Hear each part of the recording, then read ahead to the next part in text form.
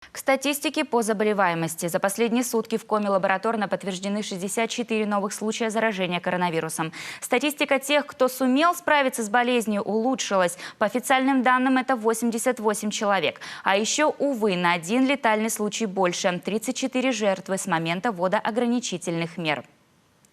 Вот как текущую обстановку вместе с другими важными новостями региона прокомментировал в ежедневном видеообращении исполняющий обязанности главы Владимир Уйба. Уважаемые жители республики, добрый день. Продолжаю информировать вас о ситуации. Что касается эпидемиологии. Сегодня в республике лабораторно подтверждены 3577 случаев заболевания коронавирусом. Прирост за минувшие сутки составил 64 человека. Под медицинским наблюдением находится 2839 человек. Выздоровели 1870 человек. За сутки выздоровело 88 человек. Это хороший баланс, положительный, так и надо дальше выздоравливать. По медицинской тематике.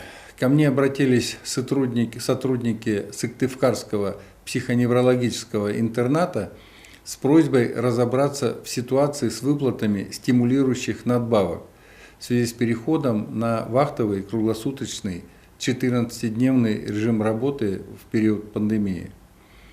Хочу сказать, что я уже дал поручение правительству разобраться, проверить все начисления, каждую ситуацию рассмотреть индивидуально.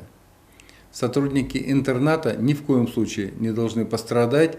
Они сейчас несут двойную нагрузку, работают в отрыве от семьи, чтобы обеспечить уход и безопасность своих подопечных.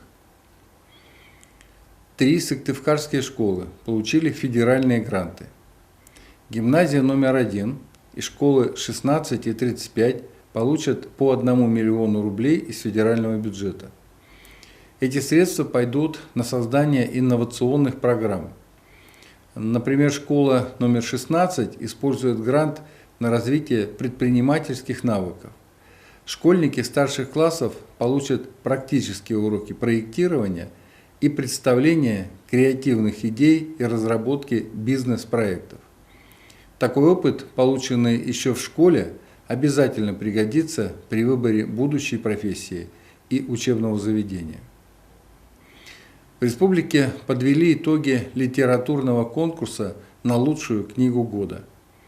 Перед конкурсной комиссией стояла очень непростая задача – выбрать среди достойных и сильных работ лучших авторов и ведущих издательств республики. И, тем не менее, подведены итоги в номинации «Лучшая книга года на коми-языке для взрослых». Победителем стала книга Александра Шебарева «Фараон». Среди изданий для детей книга Людмилы Втюриной «Журчание родника». В номинации «Лучшая книга года на русском языке для взрослых» победителем стал литературный альманах «Белый бор». Среди книг для детей «Красная книга Республики Коми» для детей. Замечательно, что в республике выходят новые книги современных авторов. И, кстати, 2 из 4 перечисленных победивших были изданы при финансовой поддержке администрации главы республики. И я точно уверен, что и дальше мы будем поддерживать наших авторов.